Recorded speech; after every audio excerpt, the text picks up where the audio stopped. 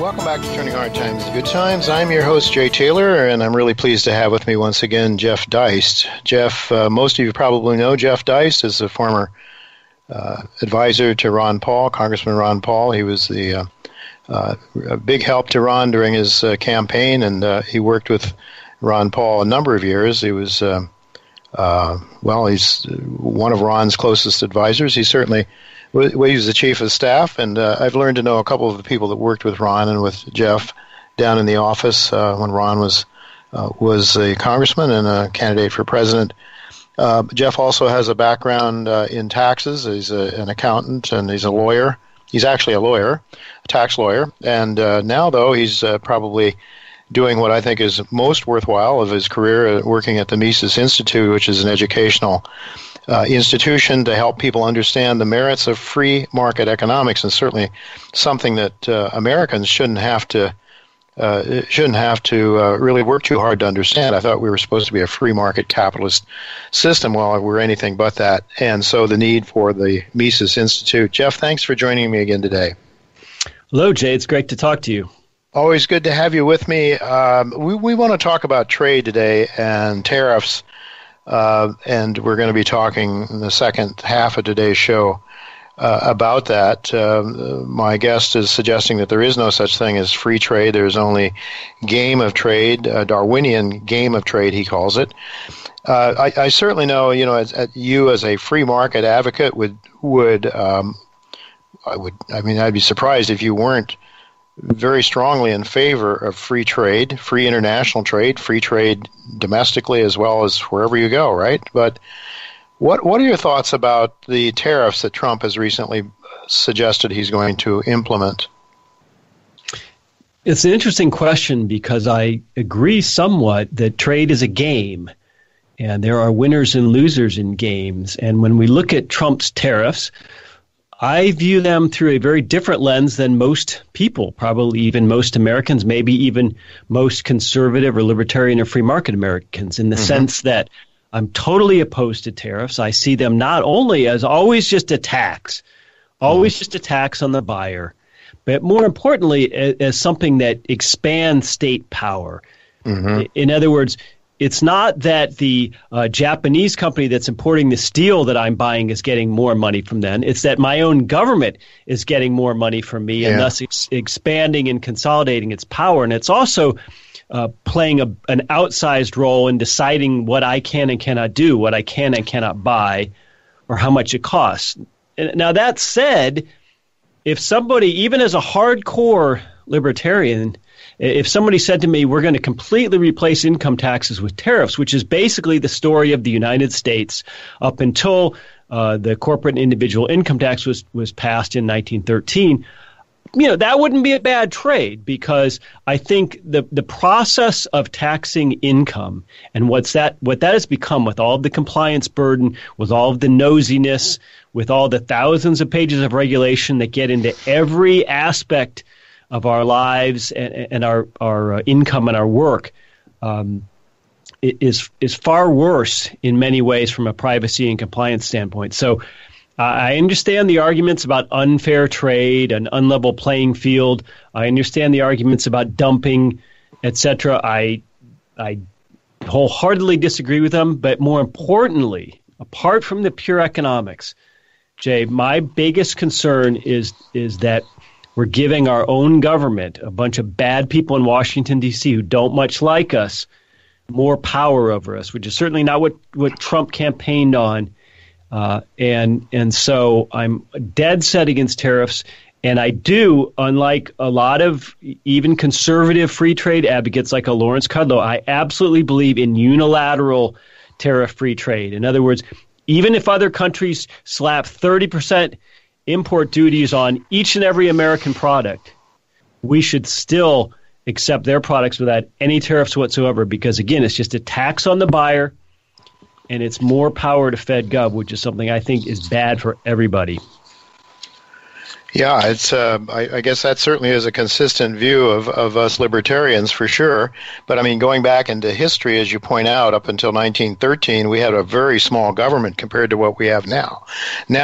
And the government relied pretty much solely on tariffs, I guess, up until then, right? And it was after that, 1913, when they could start the income tax, and they could start. Of course, then when we went off the gold standard in 1971, the international gold standard, that really freed up the government and the banking system to start creating money out of nothing, redistributing wealth, to the power of the state.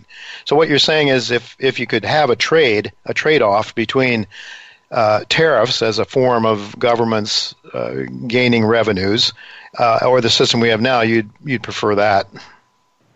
Well, it's a bit more transparent. It's a bit more avoidable.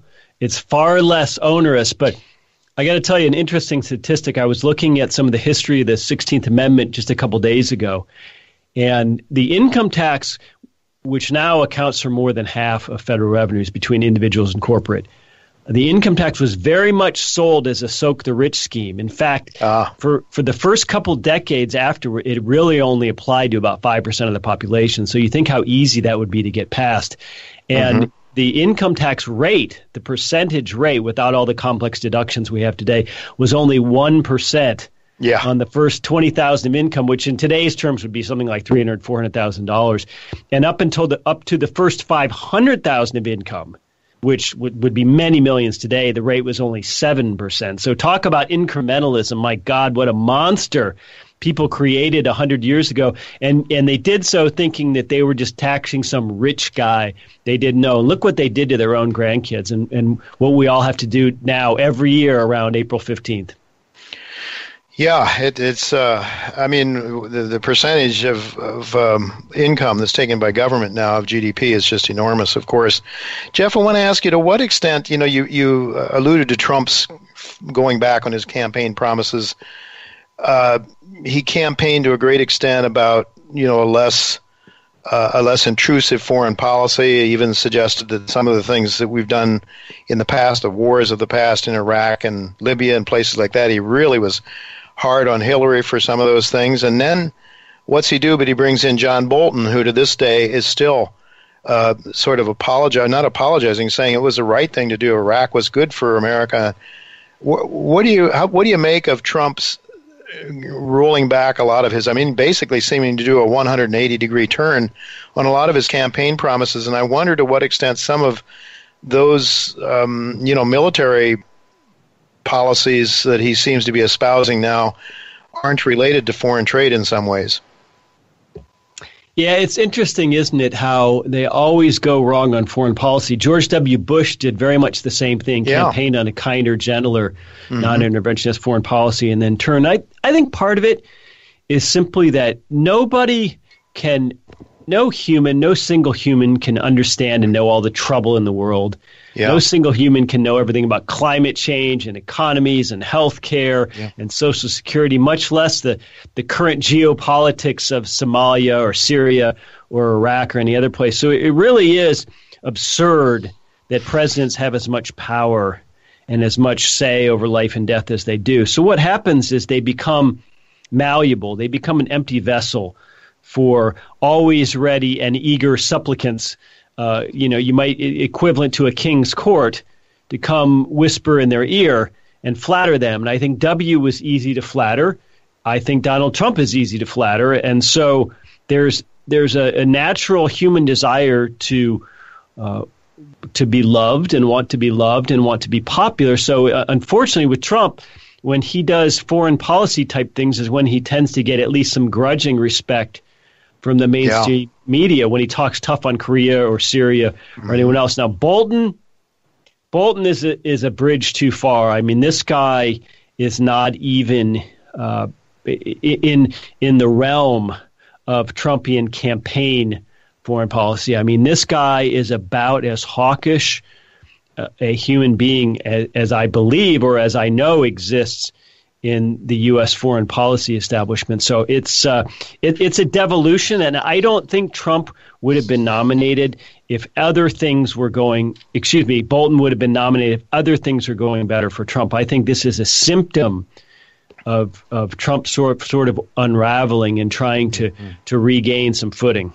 Yeah, and the respect of those that will give him some on the grudgingly, as you say.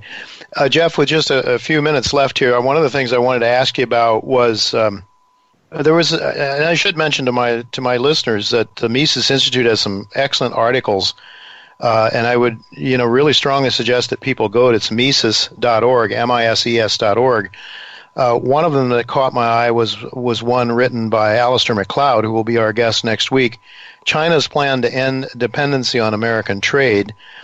And China is setting up. They've increased their gold holdings to a great extent. They've set up the Shanghai futures exchange for oil and for gold as well. And there's some thought that of the petro yuan that may be in the making. China, I think it was just yesterday, when they started to formally put into practice the purchase of oil for yuan in the Shanghai exchange. And of course, they're doing all this infrastructure build out, the One Belt, One Road. And Alistair is talking about how, in that article, how China is planning to end their dependency on American trade. I don't know if you've read that article or not, Jeff, but do you have any thoughts along those lines? And do you think, to a certain extent, one of the reasons we're hearing more vitriolic or sort of anger directed towards China because of what they're doing and their growing independence and growing economic strength? No question. I think it was a great article. I did read it after you sent it to me. But more importantly, this is what a lot of people think is behind the saber rattling towards Iran, that a few years ago Iran had threatened or decided to create an oil bourse priced in euro rather than dollars. So if the Chinese economy, which is the second biggest in the world, it's small per capita, but in nominal aggregate GDP, it's quite large. If the second largest economy in the world decided that it didn't need dollars to buy oil and that its trading partners didn't need dollars to buy oil from it, including the Russians, perhaps the Brazilians, perhaps the Indians, that would be an awful lot of dollars that countries currently need that they wouldn't need. So all of these little things, maybe not any of them alone, but all of these little things become little shocks that could upset the dollar. And so rather than looking maybe for some cataclysmic event, maybe we should just look for the next little feather on top that topples the dollar over from being this king world reserve currency to something that's needed less and less. And once the ball gets rolling downhill, I think U.S. Treasuries, which are spread out all over the world, are going to be in a very ugly sell position, which is going to require either the raising of interest rates or some kind of nominal collapse, some sort of nominal default. So it's very, very interesting, and I think the Chinese won't continue to grow at the pace that they've grown in the last 20 years, but nonetheless we can hardly ignore it when the second biggest economy on earth starts saying, we don't need dollars anymore. Yeah, they're the second biggest economy, but it's my understanding, Jeff, they are now the number one importer of oil, the U.S. Having become somewhat independent or less dependent on foreign sources, having its fracking and other sources that is developing here. So the Chinese are in a strong position to go to the Saudis and others and say, we don't want to pay you in dollars anymore. We want to pay you in yuan. And by the way, if you don't like yuan, you can go over to the Shanghai Gold Exchange and hedge your yuan with gold. That seems to be what my understanding of what may be transpiring. But as you say, Jeff, you said something to me when you were still working with Dr. Paul, and that was about how all of these agencies, these big bureaucracies in the government, are so large that nobody can control even one of them, let alone the whole group of major bureaucracies. It seems to me that this is that the United States empire is an entity that's sort of out of control. There's nobody that can really sort of harness it or keep it from just going until it reaches its end. What are your thoughts? Well, it's entirely true. What Congress and the executive branch purport to control is far too vast for a few hundred people in Washington to oversee. And so what happens is administrations come and go, members of Congress come and go, the makeup of the Supreme Court comes and goes, but a bunch of lifers at the various administrative agencies, protected, by the way, by federal union laws, make the real policy that we all have to live under. That's when I say the government, what I really mean is the federal administrative agencies, not the politicians themselves. Is that what we mean by the deep state? It's not deep. It's right in front of us. It's just boring and bureaucratic. There's nothing deep about it. It's in very plain sight. Huh. Well, I don't. I mean, is that would you extend that out then to some of the media, to the news media as well, that seems to play right into it and defend it? Well, they absolutely do, and they want something to write about, and they want to sell newspapers, and they want to sell subscriptions. But look, the people who want to govern us are not people like us, and they're not people who much like us.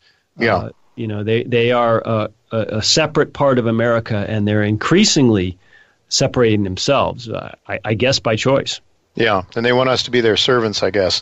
I guess we're going to have to leave it go at that, Jeff. We are out of time for this segment, but I want to thank you very much for coming on with us. It's Mises.org. You can follow all that Jeff does there, the company that what Mises does. Lots of great articles. And, Jeff, I think you're still doing a weekend podcast, are you not? Yes, every Friday afternoon, Mises Weekend Show. It's great stuff. Who would be, do you know who your guest will be this week? We're having a great guest this week, a young and upcoming PhD professor who's going to talk about what kinds of things we ought to consider are outside of economics. In other words, our relationships outside of economics, is religious faith outside of economics, our charitable acts outside of economic analysis, or all of these things still part and parcel of what we would call economic man? It's a great question, especially since libertarians are often accused of viewing humans as these kind of soulless economic actors. I disagree, of course, but we'll explore it. Oh, that should be very interesting. Thanks for telling us about that, and thanks for being with us again, Jeff. All right. Thank you, Jay.